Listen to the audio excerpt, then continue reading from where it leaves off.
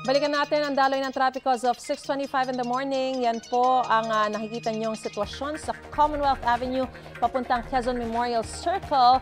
Ang nasa kanang lane sa mga sandali pong ito, talagang napakakapal na po ng volume ng mga sasakyan. Pero tuloy-tuloy pa naman ang usad nito dahil napakaraming lanes naman. At nakikita natin na talagang karamihan ng mga motorsiklo talagang sumusunod dun sa motorcycle lane maliban na lang sa ilang mga pasaway.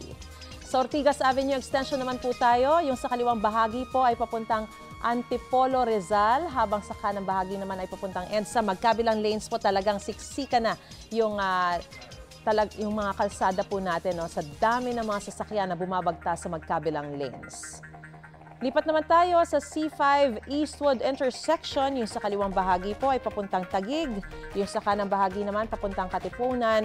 Magkabilang lanes po, tuloy-tuloy pa naman ang usad ng mga sasakyan. Meron lang bahagyang pagbabagal dahil sa intersection at mga stoplights.